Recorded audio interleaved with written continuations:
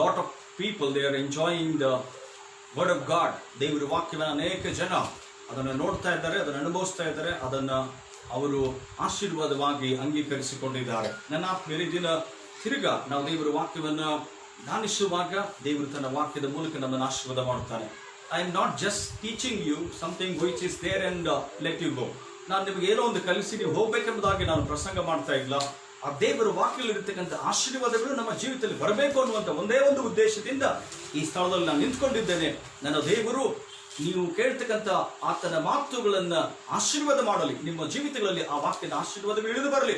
ಬದಲಾವಣೆಗಳಿದ್ದರೆ ಬದಲಾವಣೆ ಮಾಡಿಕೊಳ್ಳೋಣ, ದೇವರು ಹೇಳುವಂಥದ್ದನ್ನ ಕೇಳೋಣ, ದೇವರು ಯಾವುದನ್ನ ಹೇಳುತ್ತಾನೋ ಅದನ್ನ ಬದಲಾಯಿಸಿಕೊಳ್ಳುವಾಗ ದೇವರ ಅದ್ಭುತಗಳು ನಮ್ಮನ್ನು ಹಿಂಬಾಲಿಸ್ತವೆ ಅನ್ನುವಂಥ ಸತ್ಯವೇನ ಸಂದರ್ಭದಲ್ಲಿ ನಮ್ಮ ಗ್ರಹಿಕೆಯಲ್ಲಿ ನಾವು ಇಟ್ಟುಕೊಂಡು ದೇವರ ವಾಕ್ಯಕ್ಕೆ ನಮ್ಮನ್ನು ನಾವು ಸಿದ್ಧಪಡಿಸಿಕೊಳ್ಳುವಂಥವರಾಗಿರೋಣ. ನನ್ನ ಆತ್ಮೀಯರೇ, ಈ ಸಂದರ್ಭದಲ್ಲಿ ದೇವರ ವಾಕ್ಯವನ್ನು ಕೇಳುವ ಹಾಗೆ ಮತ್ತು ನಮ್ಮನ್ನು ನಾವು ಸಿದ್ಧಪಡಿಸಿಕೊಳ್ಳುವ ಹಾಗೆ ನಾವು ಪ್ರಾರ್ಥನೆ ಮಾಡೋಣ. ದೇವರು ನಮ್ಮನ್ನು ಆಶೀರ್ವಾದ ಮಾಡಲಿ ಮತ್ತು ಬಲಪಡಿಸಲಿ. ಪ್ರಾರ್ಥನೆ ಮಾಡೋಣ. ನಮ್ಮನ್ನು ಅತಿಶಯವಾಗಿ ಪ್ರೀತಿ ಮಾಡುವಂತಹ ನಮ್ಮ ಪರಲೋಕದ ತಂದೆ ಆ ದೇವರೇ, ನಿನ್ನ ಮಕ್ಕಳಾಗಿರುವಂತಹ ನಮ್ಮನ್ನು ಆಶೀರ್ವಾದ ಮಾಡಿ ಈ ದಿನ ತಿರುಗಿ ಈ ರೀತಿ ಆಗಿ ನಮ್ಮನ್ನು ಸೇರಿಸಿದ್ದಕ್ಕಾಗಿ ನಿನಗೆ ಸ್ತೋತ್ರ. ಈ ದಿನ ನಮ್ಮೊಟ್ಟಿಗೆ ನೀನು ಮಾತಾಡು, ನಮ್ಮನ್ನು ಆಶೀರ್ವಾದ ಮಾಡು, ನಮ್ಮನ್ನು ಬಲಪಡಿಸು ಸ್ವಾಮಿ. ನಿನ್ನ ಕೃಪೆಯನ್ನು ಮಹಿಮೆಯನ್ನು ನಮಗೆ ತೋರ್ಪಡಿಸಿ ಎಂಬುದಾಗಿ ಬೇಡಿಕೊಳ್ಳುತ್ತೇವೆ. ವಾಕ್ಯ ನಮ್ಮ ಜೀವಿತಕ್ಕೆ ದೇವರೇ ಅದು ಬದಲಾವಣೆಯನ್ನ ತಂದುಕೊಡಲಿ ಎಂಬುದಾಗಿ ಬೇಡಿಕೊಳ್ಳುತ್ತೇವೆ. ಅದನ್ನು ಅಂಗೀಕರಿಸಿಕೊಳ್ಳುವಾಗ, ಸ್ವೀಕರಿಸುವಾಗ ನಮ್ಮ ಜೀವಿತಗಳಲ್ಲಿ ಅದರ ಮೂಲಕ ದೊಡ್ಡ ಆಶೀರ್ವಾದಗಳು ಉಂಟಾಗುವಂತೆ ನಮಗೆ ಸಹಾಯ ಮಾಡಿ ಎಂದು ಪ್ರಾರ್ಥಿಸ್ತೇವೆ. ಮಾತನಾಡುವಂತೆ ನನ್ನನ್ನು ನಿನ್ನ ರೆಕ್ಕೆಗಳಲ್ಲಿ ಬಚ್ಚಿಟ್ಟುಕೊಂಡು ಆಶೀರ್ವಾದ ಮಾಡು ಎಂಬುದಾಗಿ ಯೇಸುವಿನ ನಾಮದಲ್ಲಿ ಪ್ರಾರ್ಥನೆಯನ್ನು ಬೇಡಿ ಹೊಂದಿದ್ದೇವೆ ನಮ್ಮ ಜೀವನ ತಂದೆಯೇ. ಈ ಸಂದರ್ಭದಲ್ಲಿ ನನ್ನ ಆತ್ಮೀಯರೇ, ನಾವು ದೇವರ ವಾಕ್ಯವನ್ನು ಧ್ಯಾನಿಸುವಾಗ ಹಬಕ್ಕೂಕನ ಪ್ರವಾದನೆ ಗ್ರಂಥ 2ನೇ ಅಧ್ಯಾಯ ವಚನ 1-5 ವಾಕ್ಯಗಳನ್ನ ಈ ದಿನ ನಾವು ಧ್ಯಾನ ಮಾಡಲಿಕ್ಕಿದ್ದೇವೆ. ಹಬಕ್ಕೂಕನ ಪ್ರವಾದನೆ ಗ್ರಂಥ 2ನೇ ಅಧ್ಯಾಯ ವಚನ 1-5 ವಾಕ್ಯಗಳನ್ನ ಈ ಒಂದು ದಿನದಲ್ಲಿ ನಾವು ಧ್ಯಾನ ಮಾಡಲಿಕ್ಕಿದ್ದೇವೆ. ಸೊ ಈ ಒಂದು ದಿನದಲ್ಲಿ ಅಥವಾ ಈ ಒಂದು ಗಳಿಗೆಯಲ್ಲಿ ನಾವು ಧ್ಯಾನಿಸ್ತಕ್ಕಂಥ ಸಂಗತಿಗಳು ಅಥವಾ ನಾವು ಧ್ಯಾನಿಸ್ತಕ್ಕಂಥ ವಿಷಯ ಅದು ಯಾವುದು ಅನ್ನುವಂಥದ್ದು ನಮ್ಮೆಲ್ಲರಿಗೂ ಗೊತ್ತಿರತಕ್ಕಂಥ ಒಂದು ಸಂಗತಿ. ಪ್ರವಾದಿ ಆಗಿರ್ತಕ್ಕಂಥ ಹಬಕ್ಕೂಕನು ದೇವರನ್ನ ಪ್ರಶ್ನೆ ಮಾಡಿದ. He asked question to God. ಯಾವ ಪ್ರಶ್ನೆಯನ್ನ ಆತನು ಮಾಡಿದ? ಮೊದಲನೇದಾಗಿ ನಾವು ಕಳೆದ 2-3 ದಿನಗಳ ಹಿಂದೆ ನಾವು ಅದನ್ನ ಕಲ್ತಿದ್ದೇವೆ. ಆತನ ಮೊದಲನೇ ಪ್ರಶ್ನೆ ಏನೆಂಬುದಾಗಿ ಹೇಳಿದ್ರೆ, ಲೋಕದಲ್ಲಿ ಅನ್ಯಾಯ ತುಂಬಿಕೊಂಡಿದೆ, ಮನುಷ್ಯರು ದೇವರ ಭಯವಿಲ್ಲದೆ ಜೀವಿಸ್ತಾ ಇದ್ದಾರೆ, ತಮಗೆ ಏನು ಬೇಕೋ ಅದನ್ನೇ ಅವರು ಮಾಡ್ತಾ ಇದ್ದಾರೆ. ಸೊ ಅದನ್ನ ಮಾಡತಕ್ಕಂಥ ಜನರನ್ನ ನೀನು ನೋಡುತ್ತಾ ಇಲ್ಲವೋ? ಪಾಪಮಯವಾಗಿರ್ತಕ್ಕಂಥ ಜೀವಿತದಲ್ಲಿ ಜೀವಿಸ್ತಕ್ಕಂಥ ಜನರನ್ನು ನೀನು ನೋಡುತ್ತಾ ಇಲ್ಲವೋ? ಅದಕ್ಕೆ ಶಿಕ್ಷೆ ಕೊಡುವುದಿಲ್ಲವೋ ಎಂಬುದಾಗಿ ಆ ಮೊದಲಿನ ಪ್ರಶ್ನೆಯನ್ನ ದೇವರು ಕೇಳುತ್ತಾನೆ. ಸೊ ಅದಕ್ಕೆ ದೇವರು ಉತ್ತರ ಕೊಡುತ್ತಾರೆ. ಆ ನಂತರದಲ್ಲಿ ಆತನಿಗೆ ದೇವರು ಉತ್ತರ ಕೊಟ್ಟಿರ್ತಕ್ಕಂಥ ಸಂಗತಿಯನ್ನ ಗಮನಿಸುವಾಗ, ಇಸ್ರಾಯೇಲ್ ಜನಾಂಗದವರು ದೇವರು ವಿರುದ್ಧವಾಗಿ ಪಾಪ ಮಾಡಿದಾಗ ಬ್ಯಾಬಿಲೋನ್ ದೇಶದವರನ್ನು ಅವರ ಮೇಲೆ ಬರಮಾಡಿ ಅವರು 70 ವರ್ಷ ಸೆರೆಯಾಳುಗಳು ಆಗಿ ಹೋಗುವ ಹಾಗೆ ನಾನು ಮಾಡುತ್ತೇನೆ ಎಂಬುದಾಗಿ ಆ ಪ್ರವಾದಿಗೆ ಪ್ರಕಟಿತವಾಗಿತ್ತು. ಸೊ ಆ ನಂತರದಲ್ಲಿ ನಿನ್ನೆ ದಿನದಲ್ಲಿ ನಾವು ದೇವರ ಸಂದೇಶವನ್ನು ನಾವು ಕೇಳಿಸಿಕೊಂಡಿದ್ದೇವೆ.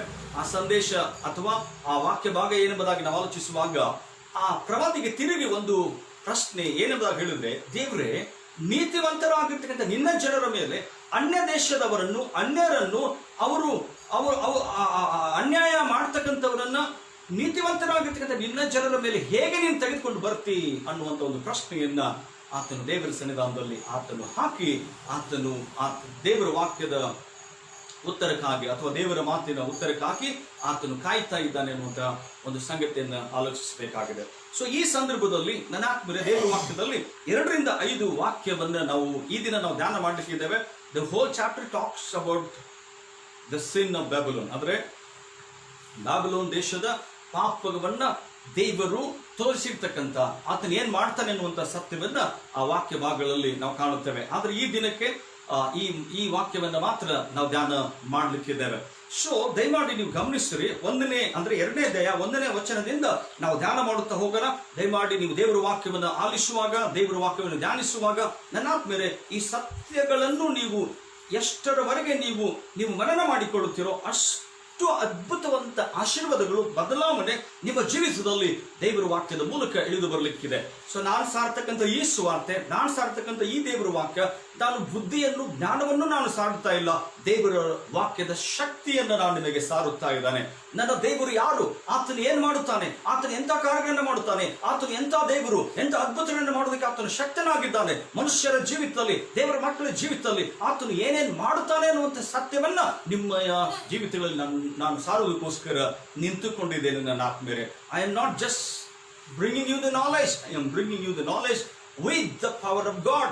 ಆ ಒಂದು ಜ್ಞಾನವನ್ನು ದೇವರ ವಾಕ್ಯದ ಶಕ್ತಿಯಿಂದ, ಬಲದಿಂದ, ಆ ಶಕ್ತಿ ನಿಮ್ಮನ್ನು ಆಶೀರ್ವಾದ ಮಾಡ್ತದೆ. ಅಂದ್ರೆ ದೇವರ ಶಕ್ತಿ ನಿಮ್ಮನ್ನು ಆಶೀರ್ವಾದ ಮಾಡ್ತದೆ ಅನ್ನುವಂಥದ್ದನ್ನ ಸಾರುವುದಕ್ಕೋಸ್ಕರ ಈ ಸ್ಥಳದಲ್ಲಿ ನಾನು ನಿಂತ್ಕೊಂಡಿದ್ದೇನೆ. ಸೊ ಹೀಗಿರುವುದರಿಂದ keep this things in mind, ಈ ವಿಚಾರಗಳನ್ನು ನಿಮ್ಮ ಮನದಲ್ಲಿ ಇಟ್ಟುಕೊಂಡು ಈ ದೇವರ ವಾಕ್ಯ ನೀವು ಆಲಿಸಬೇಕೆಂಬುದಾಗಿ ನಿಮ್ಮನ್ನು ನಾನು ಕೇಳಿಕೊಳ್ಳುತ್ತೇನೆ. ಸೊ ದೇವರ ವಾಕ್ಯದಲ್ಲಿ 2ನೇ ಅಧ್ಯಾಯ 1ನೇ ವಚನ ದಯಮಾಡಿ ಓದ್ರಿ. ನನ್ನ ಕೋವರದಲ್ಲಿ ನಿಂತುಕೊಳ್ಳುವೆನು, ನನ್ನ ಕೋವರದಲ್ಲಿ ನಿಂತುಕೊಳ್ಳುವೆನು. ಅಂದ್ರೆ ಪ್ರವಾದಿ ಪ್ರಶ್ನೆ ಕೇಳಿದ್ದಾನೆ, ಈ ನೀತಿವಂತರ ಮೇಲೆ, ಅಂದ್ರೆ ಇಸ್ರಾಯೇಲರ ಮೇಲೆ ಅನೀತಿವಂತರನ್ನ ತೆಗೆದುಕೊಂಡು ಬಂದು ಆ ಅನೀತಿವಂತರು ನಿನ್ನ ಜನರನ್ನ ತಮ್ಮ ದೇಶಕ್ಕೆ ತೆಗೆದುಕೊಂಡು ಹೋಗ್ಬೇಕಾ? What is your plan God? ನಿನ್ನ ಆಲೋಚನೆ ವಿಚಾರಗಳೇನು, ನಿನ್ನ ಯೋಚನೆಗಳೇನು? ನನಗೆ ಅರ್ಥ ಆಗ್ತಾ ಇಲ್ಲ. Can you answer my this? ನೀನು ಅತಿ ಪರಿಶುದ್ಧನು, ಅತಿ ಶ್ರೇಷ್ಠನು, ಅತಿ ಉನ್ನತನಾಗಿರ್ತಕ್ಕಂಥ ದೇವರು. ನಿನ್ನ ಜನರು ಅಂದ್ರೆ ನೀನು ಆದಿಕೊಂಡಿರ್ತಕ್ಕಂಥ ನಿನ್ನ ಜನರು ಅವರು ಪರಿಶುದ್ಧರು. ಯಾಕಂದ್ರೆ ಆ ನೀತಿಯನ್ನು ನೀನು ಕೊಟ್ಟಿದ್ದೀ ಸ್ವಾಮಿ. ಆ ನೀತಿವಂತರ ಮೇಲೆ ಅನೀತಿವಂತ ಜನರು ನೀನು ತೆಗೆದುಕೊಂಡು ಬರ್ತಿದ್ದೀಯಲ್ಲ ಎಂಬುದಾಗಿ ಹೇಳಿ ದೇವರ ಉತ್ತರಕ್ಕೋಸ್ಕರ ಆತನ ಕಾಯ್ತಕ್ಕಂಥದ್ದನ್ನು ನೋಡುತ್ತೇವೆ. ವಾಕ್ಯದಲ್ಲಿ ಬರೆಯಲ್ಪಟ್ಟಿದೆ, ನನ್ನ ಕೋವರದಲ್ಲಿ ನಿಂತುಕೊಳ್ಳುವೆನು ಎಂಬುದಾಗಿ. ಕೋವರ ಅಂದ್ರೆ ಏನು? What is the meaning of ಕೋವರ ಎಂಬುದಾಗಿ ಹೇಳಿದ್ರೆ ಅದರ ಅರ್ಥ ಏನು ಅನ್ನುವಂಥದ್ದು ಬಹಳ ಪ್ರಾಮುಖ್ಯವಾಗಿರ್ತಕ್ಕಂಥ ಒಂದು ಸಂಗತಿ. ನನ್ನ ಆತ್ಮೀಯರೇ, ಕೋವರವನ್ನ ಇಂಗ್ಲಿಷ್ ನಲ್ಲಿ ವಾಚ್ ಟವರ್ ಎಂಬುದಾಗಿ ಕರೀತಾರೆ. ವಾಚ್ ಟವರ್ ಎಂಬುದಾಗಿ ಹೇಳಿದ್ರೆ ಒಂದು ಕೋಟೆ ಇದ್ರೆ, ಅಥವಾ ಒಂದು ಸಾಮ್ರಾಜ್ಯವಿದ್ರೆ, ಅಥವಾ ಒಂದು ಪ್ರದೇಶವಿದ್ರೆ ಅದನ್ನು ಕಾಪಾಡಿಕೊಳ್ಳುವುದಕ್ಕೋಸ್ಕರ, ಅಥವಾ ವೈರಿಗಳು ಅದರ ಮೇಲೆ ಬರದ ಹಾಗೆ ಎಚ್ಚರಿಕೆಯನ್ನು ವಹಿಸಿಕೊಳ್ಳುವುದಕ್ಕೋಸ್ಕರ ಕೆಲವು ಎತ್ತರವಾಗಿರ್ತಕ್ಕಂಥ ಪ್ರದೇಶವನ್ನು ಕಟ್ಟಿ ಅದರ ಮೇಲೆ ಕಾವಲುಗಾರರನ್ನು ಇಡುತ್ತಾ ಇದ್ದರು. ಅಂದ್ರೆ ಆ ಕಾವಲುಗಾರರು ಯಾವಾಗಲೂ ಎಚ್ಚೆತ್ತು ಯಾರು ಬರ್ತಾರೆ, ಯಾರು ಹೋಗ್ತಾರೆ, ಏನಾಗ್ತದೆ ಅನ್ನುವಂಥದ್ದನ್ನ ಕಾಯುವಂಥದ್ದು. ಓಕೆ, ಸೊ ಟವರ್, ಆ ಟವರ್ ಮೇಲೆ ನಿಂತ್ಕೊಂಡು ಕಾಯ್ತಕ್ಕಂಥ ಒಂದು ಸಂಗತಿ, ಅದಕ್ಕೆ ಕೋವರ ಅಂದ್ರೆ ವಾಚ್ ಟವರ್ ಎಂಬುದಾಗಿ ಅದನ್ನ ಕರೀತಾರೆ. ಸೊ ಅದರ ಮೇಲೆ ನಿಂತ್ಕೊಂಡು ಯಾವಾಗ್ಲೂ, ಅಂದ್ರೆ ಅದರ ಮೇಲೆ ನಿಂತ್ಕೊಂಡಿರ್ತಕ್ಕಂಥವ್ರು ಮೈ ಮರೆಯುವಂತಿಲ್ಲ. ಸೊ ಅದರ ಮೇಲೆ ನಿಂತ್ಕೊಂಡಿರ್ತಕ್ಕಂಥವ್ರು ಅವರು ನಿದ್ದೆ ಮಾಡುವಂತಿಲ್ಲ. ಆ ಟವರ್ ಮೇಲೆ ಅಥವಾ ಒಂದು ಕೋವರದ ಮೇಲೆ ನಿಂತುಕೊಂಡಿರ್ತಕ್ಕಂಥವರು ಆ ಕಡೆ ಈ ಕಡೆ ನೋಡುವಂತ ಹಾಗಿಲ್ಲ. ಅವರು ಎಚ್ಚರಿಕೆಯಿಂದ ಇದಕ್ಕೆ ಅಂದ್ರೆ ಆ ಸಾಮ್ರಾಜ್ಯಕ್ಕೆ ವಿರುದ್ಧವಾಗಿ ಯಾವುದು ಬರ್ತದೆ, ಕೋಟೆಗೆ ವಿರುದ್ಧವಾಗಿ ಯಾವುದು ಬರ್ತದೆ ಅನ್ನುವಂಥದ್ದನ್ನ ಕಾಯಬೇಕಾಗಿರ್ತಕ್ಕಂಥ ಒಂದು ಸಂಗತಿ. ನಮಗೆ ಮೈಸೂರಲ್ಲಿ ಇನ್ಫೋಸಿಸ್ ಇದೆ, ಅದು ದೊಡ್ಡ ಕ್ಯಾಂಪಸ್, ಅದು ಮೈಸೂರಲ್ಲಿ ಇರ್ತಕ್ಕಂಥದ್ದು. ಸುಮಾರು 300 ಎಕರೆ ಇದೆ.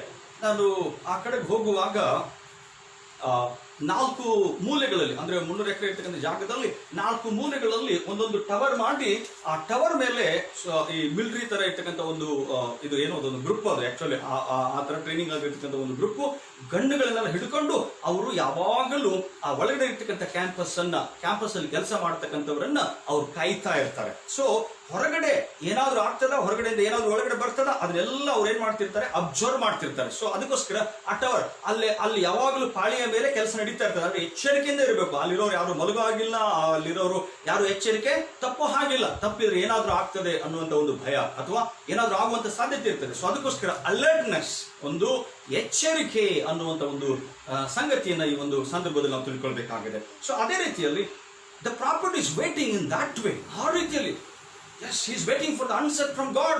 ದೇವ್ರೆ, ಎಂತ ಸಂಗತಿ ಸ್ವಾಮಿ, ಎಂತ ವಿಷಯ ದೇವ್ರೆ, ನನಗೇನು ಉತ್ತರ ಹೇಳ್ತಿ, ಈ ವಿಷಯದಲ್ಲಿ ನನಗೇನು ಉತ್ತರ ನೀನು ಕೊಡ್ತಿ? ಅನೀತಿವಂತರು ನೀತಿವಂತರನ್ನ ಹೊಡೆಯೋದಕ್ಕೆ ಬರ್ತಾರೆ ಅಂತ ಹೇಳಿದ್ರೆ ಇದು ಹೇಗೆ ಸಾಧ್ಯ ಅನ್ನುವಂತ ಒಂದು ಪ್ರಶ್ನೆಯನ್ನ ಕೇಳಿ ಆ ಉತ್ತರಕ್ಕೋಸ್ಕರ ನಾನು ಕೋವರದಲ್ಲಿ ನಿಂತುಕೊಳ್ಳುವೆನು, ಬುರುಜಿನ ಮೇಲೆ ನೆಲೆಯಾಗಿರುವೆನು ಎಂಬುದಾಗಿ. ಬುರುಜು ಅಂತಕ್ಕಂಥದ್ದು ಎಲ್ಲರಿಗೂ ಗೊತ್ತಿರತಕ್ಕಂಥ ಒಂದು ಸಂಗತಿ. ನೆನಾತ್ಮದ same word is been use.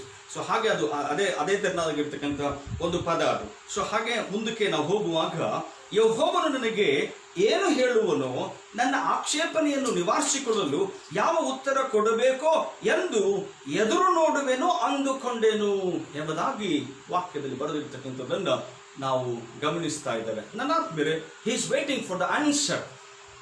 ಇದೇನ ದೇವರ ವಾಕ್ಯವನ್ನು ಕೇಳ್ತಕ್ಕಂಥ ನನ್ನ ಆತ್ಮೀಯರೇ, ನಿಮ್ಮ ಜೀವಿತಗಳಲ್ಲಿ ದೇವರನ್ನ ಯಾವತ್ತಾದ್ರೂ ಪ್ರಶ್ನೆ ಮಾಡಿ, ಯಾವತ್ತಾದ್ರೂ ನಿಮ್ಮ ಜೀವಿತದಲ್ಲಿ ಇರ್ತಕ್ಕಂಥ ಸಮಸ್ಯೆಗಳಿಗೆ, ಕಷ್ಟಗಳಿಗೆ, ನೋವುಗಳಿಗೆ, ಚಿಂತೆಗಳಿಗೆ, ಬಾಧೆಗಳಿಗೆ, ನಿಮ್ಮ ಜೀವಿತದಲ್ಲಿ ಅನೇಕ ಸಾರಿ ಸೈತಾನ ನಿಮ್ಮನ್ನು ಶೋಧಿಸಬೇಕೆಂಬುದಾಗಿ, ಅನೇಕ ಸಾರಿ ಸೈತಾನ ನಿಮ್ಮನ್ನು ಬಾಧಿಸಬೇಕೆಂಬುದಾಗಿ, ಅನೇಕ ಸಾರಿ ಸೈತಾನನು ನಿಮ್ಮನ್ನ ದೇವರ ಮಾರ್ಗದಿಂದ ತಪ್ಪಿಸಬೇಕೆಂಬುದಾಗಿ ಹೇಳಿ ಅನೇಕ ಶೋಧನೆಗಳು ನಿಮಗೆ ಬಂದಾಗ, ಅನೇಕ ರೀತಿಯಾದಂತಹ ಸಂಗತಿಗಳಲ್ಲಿ, ಒತ್ತಡಗಳಲ್ಲಿ, ಅನೇಕ ರೀತಿಯಾದಂತಹ ಬಾಧೆಗಳಲ್ಲಿ ನೀವು ಹಾದು ಹೋಗ್ತಕ್ಕಂಥ ಸಂದರ್ಭದಲ್ಲಿ ರೋಗ, ಕಷ್ಟ, ಚಿಂತೆ, ಸಾಲಗಳು, ಸಮಸ್ಯೆಗಳು, ಅನೇಕ ರೀತಿಯಾಗಿರ್ತಕ್ಕಂಥ ವೇದನೆಗಳನ್ನು ನೀವು ಹಾದು ಹೋಗುವಾಗ, ಒಂದು ವೇಳೆ ನೀವೇನಾದ್ರೂ ದೇವರಿಗೆ ಪ್ರಶ್ನೆ ಕೇಳಿದ್ರೆ, ದೇವರೇ ನಿನ್ನ ಮಗನು ನಾನು, ನಿನ್ನ ಮಗಳು ನಾನು, ನನ್ನ ಮೇಲೆ ಯಾಕೆ ಸೈತಾನನು ಈ ರೀತಿಯಾದಂತ ಒಂದು ಹೋರಾಟ ಆತನು ಮಾಡಬೇಕಾಗಿದೆ, ಅವನು ಯಾಕೆ ನನ್ನ ಮೇಲೆ ನೀನು ಬಿಟ್ಟಿದ್ದೀಯ ಎಂಬುದಾಗಿ ನೀನು ಯಾವತ್ತಾದ್ರೂ ಪ್ರಶ್ನೆ ಕೇಳಿದ್ದೀಯಾ? ನೀನು ಪ್ರಶ್ನೆ ಕೇಳಿದ್ರೆ ದೇವರು ಅದಕ್ಕೋಸ್ಕರ ನಿನಗಾಗಿ ಉತ್ತರವನ್ನು ಕೊಡುತ್ತಾ ಇದ್ದಾನೆ ಅನ್ನುವಂಥ ಸತ್ಯವನ್ನು ಈ ವಾಕ್ಯದ ಮೂಲಕ ನೀವು ತಿಳ್ಕೊಳ್ಬೇಕಾಗಿದೆ. You have a question and God is answering you.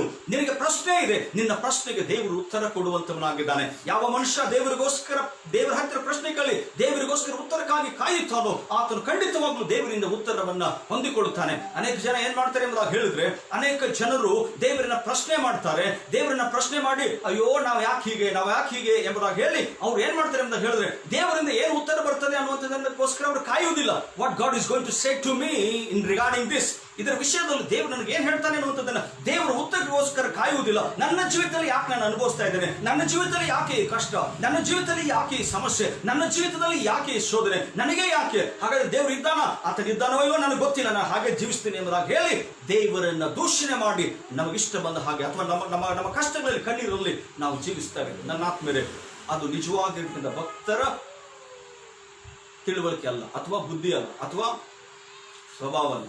ನಿಜವಾಗಿರ್ತಕ್ಕಂಥ ಭಕ್ತನು he will wait for the answer from God. ದೇವರ ಉತ್ತರಕ್ಕೋಸ್ಕರ ಆತನು ಕಾಯುತ್ತಾನೆ. ನಿನ್ನ ದೇವರು ನಿನಗೆ ಉತ್ತರ ಕೊಡುತ್ತಾನೆ ಅನ್ನುವಂಥದ್ದನ್ನು ನೀನು ತಿಳ್ಕೊಂಡಿದ್ರೆ, ಸತ್ಯವಾಗ್ಲೂ ಹೇಳ್ತಾನೆ, ನನಗೆ ಆತನು ಉತ್ತರ ಕೊಟ್ಟೇ ಕೊಡುತ್ತಾನೆ, ನಿನ್ನ ಆಶೀರ್ವಾದ ಮಾಡೇ ಮಾಡುತ್ತಾನೆ. ನೀನು ಕೇಳುವ ಎಲ್ಲಾ ಪ್ರಶ್ನೆಗೆ ದೇವರು ಉತ್ತರ ಕೊಡುವುದಕ್ಕೆ ಆತನು ಶಕ್ತನಾಗಿದ್ದಾನೆ ಅನ್ನುವಂಥ ಸತ್ಯವನ್ನು ಈ ವಾಕ್ಯಗಳ ಮೂಲಕ ನೀನು ನಾನು ಗ್ರಹಿಕೆಗೆ ತಂದುಕೊಡಬೇಕಾಗ್ತದೆ. And the prophet is saying, I am waiting for the Lord. ಯಾವ ತರ ಕೋವರದಲ್ಲಿ ನಿಂತು ಅಂದ್ರೆ ಐ ಆಮ್ ವೇಟಿಂಗ್, ನಿದ್ದೆ ಇಲ್ಲ, ಅಥವಾ ನಾನು ಎಚ್ಚರಿಕೆಯಿಂದ ಇದ್ದೇನೆ. ನಾನು ಯಾವತ್ ಅಕಸ್ಮಾತ್ ದೇವರು ಬಂದು ಏನಾದ್ರು ಹೇಳುವಾಗ ನಾನು ಮಲ್ಕೊಂಡ್ಬಿಟ್ರೆ, ಆ ಕಡೆ ಈ ಕಡೆ ನೋಡಿದ್ರೆ ಆ ಉತ್ತರದಿಂದ ನಾನು ಏನಾದ್ರು ವಂಚಿತನಾಗ್ತೀನಿ ಏನೋ, ನನಗೆ ದೇವ್ರು ಏನ್ ಹೇಳ್ತಾನೆ ಎಂಬುದಾಗಿ ಹೇಳಿ ಆತನು ಕಾಯ್ತಾ ಇದ್ದಾನೆ. ಹಾಗಿದ ಮೇಲೆ ನೀನು ನಾವುಗಳು ಕಾಯ್ತಾ ಇದ್ದೀವ, ನೀನು ನಾವುಗಳು ಅದಕ್ಕೋಸ್ಕರ ಕಾಯ್ತಾ ಇದ್ದೀವ, ದೇವರ ಉತ್ತರಕ್ಕೋಸ್ಕರ ಕಾಯ್ತಾ ಇರ್ತಕ್ಕಂಥ ನನ್ನ ಪ್ರಿಯ ಸಹೋದರ ಸಹೋದರಿ, ದೇವ್ರು ನಿನಗೇನು ಉತ್ತರ ಕೊಡ್ತಾನೆ ಅನ್ನುವಂಥದ್ದನ್ನ ನೀನು ಅರ್ಥೈಸಿಕೊಳ್ಳಬೇಕಾಗಿದೆ. God is going to answer for all the questions that you have. ನಿನಗಿರುವ ಎಲ್ಲ ಪ್ರಶ್ನೆಗಳಿಗೆ ದೇವರು ತನ್ನ ವಾಕ್ಯದ ಮೂಲಕ ಉತ್ತರ ಕೊಡುತ್ತಾನೆ. ತನ್ನ ವಾಕ್ಯವನ್ನ ನಿನಗೋಸ್ಕರ ಇಟ್ಟಿದ್ದಾನೆ. ನಿನ್ನ ಎಲ್ಲಾ ಪ್ರಶ್ನೆಗಳಿಗೆ ದೇವರು ಈ ಸತ್ಯವೇದದಲ್ಲಿ ಉತ್ತರವನ್ನು ಆತನ ಇಟ್ಟಿದ್ದಾನೆ. If you are ready to accept the answer, if you are ready to know the answer, he is ready to tell you. ಆ ಒಂದು ಉತ್ತರವನ್ನು, ಆ ಒಂದು ಸತ್ಯವನ್ನು ತಿಳ್ಕೊಳ್ಬೇಕು ಅಂತಕ್ಕಂಥ ಆಸೆ ನಿನಗಿದ್ದರೆ ದೇವರು ನಿನಗೆ ಉತ್ತರ ಕೊಡುವುದಕ್ಕೆ ಆತನು ಶಕ್ತನಾಗಿದ್ದಾನೆ. ಸೊ ಈಗಿದ್ರಿಂದ ಪ್ರವಾದಿ he was waiting for the answer. ನಾವು ವೇಟ್ ಮಾಡ್ತಾ ಇದ್ದೀವ, ನಾವು ಕಾಯ್ತಾ ಇದ್ದೀವ ಅನ್ನುವಂಥದ್ದು. So he is waiting for the answer and God is going to answer him. ದೇವರು ಆತನಿಗೆ ಉತ್ತರ ಕೊಡ್ತಕ್ಕಂಥದ್ದನ್ನ ಈ ವಾಕ್ಯಗಳಲ್ಲಿ ನೋಡುತ್ತೇವೆ. 2ನೇ ವಚನ ಓದಿ. ಆಗ ಯೆಹೋವನು ನನಗೆ ಈ ಉತ್ತರವನ್ನು ದಯಪಾಲಿಸಿದನು. ಆಗ ಯೆಹೋವನು ನನಗೆ ಈ ಉತ್ತರವನ್ನು ದಯಪಾಲಿಸಿದನು. ಇದು ಎಷ್ಟು ಸತ್ಯ ಅಲ್ವಾ? ನಿನ್ನ ಪ್ರಶ್ನೆಗಳಿಗೆ ದೇವರು ಉತ್ತರ ಕೊಡುತ್ತಾನೆ ಅನ್ನುವಂಥದ್ದನ್ನು ತಿಳಿದುಕೋ. ನಿನ್ನ ಜೀವಿತದಲ್ಲಿರ್ತಕ್ಕಂಥ ಎಲ್ಲ ಸಮಸ್ಯೆಗಳಿಗೆ ದೇವರು ಉತ್ತರವಾಗಿದ್ದಾನೆ ಅನ್ನುವಂಥದ್ದನ್ನು ತಿಳಿದುಕೋ. ಆಗ ಯೆಹೋವನು ನನಗೆ ಉತ್ತರಿಸಿದನು. ಏನಂತ ಉತ್ತರ ಕೊಟ್ಟನು? ನಿನಗಾದ ದರ್ಶನವನ್ನು ಬರೆ. ಅಂದ್ರೆ ದೇವರು ಈ ಒಂದು ವಿಷಯದಲ್ಲಿ ಆತನಿಗೆ ವಿಷಯಗಳನ್ನ ಪ್ರಕಟಿಸ್ತಾ ಹೋಗ್ತಾ ಇದ್ದಾನೆ. ಚಿತ್ರಣವನ್ನ ಅಂದ್ರೆ ದರ್ಶನದಲ್ಲಿ ಈ ಸಂಗತಿಗಳು ಜರಗಲ್ಪಡ್ತದೆ. ನಾನು ಏನ್ ಮಾಡ್ತಾ ಇದ್ದೀನೋ, ನಾನು ಏನ್ ಮಾಡ್ಲಿಕ್ಕಿದ್ದೀನೋ ಆ ದರ್ಶನವನ್ನು ನೀನು ಬರೇ ಎಂಬುದಾಗಿ ಆತನ ಹೇಳ್ತಾ ಇದ್ದಾನೆ. ಯಾಕಂದ್ರೆ ಒಂದು ವೇಳೆ ಆ ದರ್ಶನ ನೋಡಿ ನೀನು ಮರೆತು ಹೋಗ್ಬೋದು. ನೀನು ಮರೆಯದಂತೆ ಅದನ್ನ ಬರಿ, ಯಾಕಂದ್ರೆ ಬರೆದ್ರೆ ನಿನಗೆ ಅದು ನೆನಪಿನಲ್ಲಿ ಇರ್ತದೆ ಅನ್ನುವಂತ ಸತ್ಯ ಆ ದೇವರ ವಾಕ್ಯದಲ್ಲಿ ಬರೆಯಲ್ಪಟ್ಟಿದೆ. ಸೊ ಅದನ್ನ ಏನ್ ಮಾಡ್ಬೇಕಂತೆ?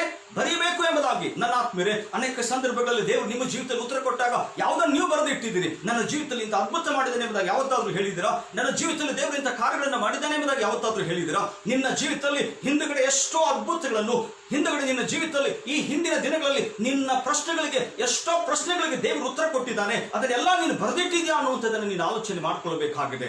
God has answered. ನನ್ನ ಆತ್ಮೀಯರೇ, ನಾವೇನ್ ಮಾಡ್ತೀವಿ ಅಂತ ಹೇಳಿದಾಗ ಹಿಂದೆ ಆಗಿರ್ತಕ್ಕಂಥದ್ದು ಯಾವುದನ್ನು ನೆನಪು ತೆಗೆದುಕೊಳ್ಳೋದಿಲ್ಲ. ಮುಂದೆ ಇರ್ತಕ್ಕಂಥ ಸಮಸ್ಯೆಗಳಿಗೋಸ್ಕರ, ಮುಂದೆ ಇರ್ತಕ್ಕಂಥ ಕಷ್ಟಗಳಿಗೋಸ್ಕರ ದೇವರನ್ನು ದೂಷಣೆ ಮಾಡ್ತಾ ಹಾಗೇ ನಾವು ಮುಂದಕ್ಕೆ ಸಾಕ್ತಾ ಇರ್ತೇವೆ. But when God answers you, when God blesses you, you need to remember those things. You need to write down all the things that He has given. And God is saying to ಹಬಕ್ಕೂಕನಿಗೆ ದೇವರು ಹೇಳ್ತಾ ಇದ್ದಾರೆ, you write down all these things. ಇವೆಲ್ಲವುಗಳನ್ನ ನೀನು ಬರೆ ಎಂಬುದಾಗಿ ದೇವರು ಹೇಳ್ತಕ್ಕಂಥ ಸತ್ಯವನ್ನ ದೇವರ ವಾಕ್ಯದಲ್ಲಿ ನಾವು ಕಾಣ್ತಾ ಇದ್ದಾರೆ. ನೀವು ಬರಿತಾ ಇದ್ದೀರಾ? ನೀವು ಬರಿತಾ ಇದ್ದೀರಿ. Are you writing the answer from god?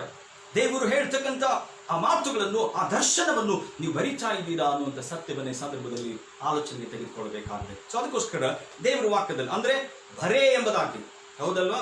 ಬರೆಯುವುದು ಯಾವುದಕ್ಕೋಸ್ಕರ? ಮರಿಬಾರ್ದು ಅನ್ನುವ ಕಾರಣಕ್ಕೋಸ್ಕರ. ಓಕೆ, ಬರಿ ಅನ್ನೋದು ಯಾವುದಕ್ಕೋಸ್ಕರ? ಮರಿಬಾರ್ದು. ಸೊ ಅದಕ್ಕೋಸ್ಕರ ಕೆಲವು ಸಾರಿ ಸಭೆಗಳಲ್ಲಿ ನಾವು ಹೇಳ್ತಾ ಇರ್ತೀವಿ, note down what we preach. ಏನೋ ಪ್ರಸಂಗ ಮಾಡುವಾಗ ಬರೆದಿಟ್ಕೊಡ್ರಿ ಅಂತ. ಕೆಲವರೆಲ್ಲ ಬರೆಯೋದು ಇಲ್ಲ, ನೋಡೋದೇ ಇಲ್ಲ, ಏನೂ ಮಾಡೋದಿಲ್ಲ. ಬರ್ತಾರೆ, ಕೂತ್ಕೊಳ್ತಾರೆ, ಎದ್ದು ಮನೆ. ಆಮೇಲೆ ಪ್ರಸಂಗ ಏನು? ಆಮೇಲೆ ದೇವ್ರ ವಾಕ್ಯ ಏನು? ಆಮೇಲೆ ಏನು ಪ್ರಸಂಗ ಮಾಡಿದ್ರು? ಅಯ್ಯೋ ಆ ಪಾಸ್ಟರ್ ಏನೋ ಪ್ರಸಂಗ, ಏನೋ ಯಾರಿಗೂ ಗೊತ್ತಿಲ್ಲ.